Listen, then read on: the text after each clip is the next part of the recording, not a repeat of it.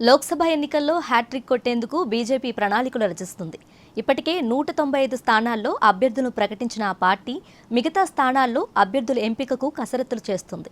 ఈసారి 350 సీట్లకు తగ్గకుండా గెలవాలనేది ఆ పార్టీ ప్లాన్. ఇందులో భాగంగానే పలువురు సిట్టింగులకు కమలం పార్టీ హ్యాండ్ ఇవ్వగా మరికొంతమంది కీలక నేతల పేర్లను ఫస్ట్ లిస్టులో పరిగణలోకి తీసుకోలేదు.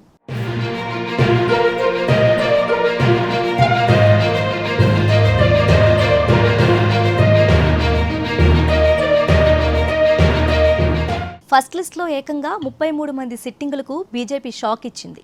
కేంద్ర మంత్రి మీనాక్షి లేఖి, మాజీ కేంద్ర మంత్రి హర్షవర్ధన్ సహా పలువురు కీలక నేతలను కమలం పార్టీ పక్కనబెట్టింది. అదేవిధంగా కేంద్ర మాజీ మంత్రి మేనకా గాంధీ, ఆమె తనయుడు వరుణ్ గాంధీలకు ఫస్ట్ లిస్టులో చోటు దక్కలేదు. ప్రస్తుతం మేనకా గాంధీ సుల్తాన్పూర్ ఎంపీగా ఉండగా వరుణ్ గాంధీ పిలిభిత్ ఎంపీగా ఉన్నారు. యూపీలో కీలక నేతలైన వీరికి బీజేపీ టికెట్లు ఇవ్వకపోవడం చర్చనీయాంశంగా మారింది. కావాలని వారిద్దరిని పక్కన పెట్టిందా అనే అనుమానాలు తలెత్తుతున్నాయి.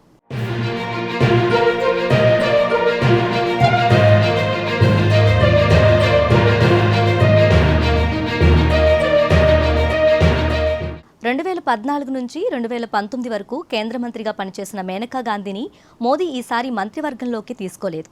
ఇక ఢిల్లీలో రైతుల ఆందోళన సమయంలో సొంత పార్టీపైనే వరుణ్ గాంధీ విమర్శలు చేశారు. రైతుల పట్ల బీజేపీ వివక్ష వహిస్తుందని ఆరోపించారు. ఈ పరిణామాల నేపథ్యంలో తల్లి కొడుకులకు బీజేపీ టికెట్ ఇచ్చే అవకాశాలు చాలా తక్కువనే ఆరోపణలు వినిపిస్తున్నాయి.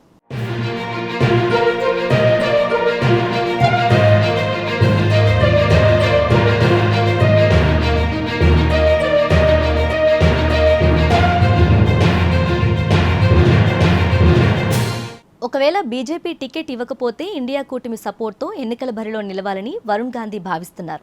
గతంలో తన తండ్రి సంజయ్ గాంధీ ప్రాతినిధ్యం వహించిన అమేథీ నుంచి ఆయన పోటీ చేసే అవకాశం ఉంది. ఇంతకుముందు ఈ స్థానం నుంచి రాహుల్ గాంధీ పోటీ చేయగా 2019లో ఓడిపోయారు.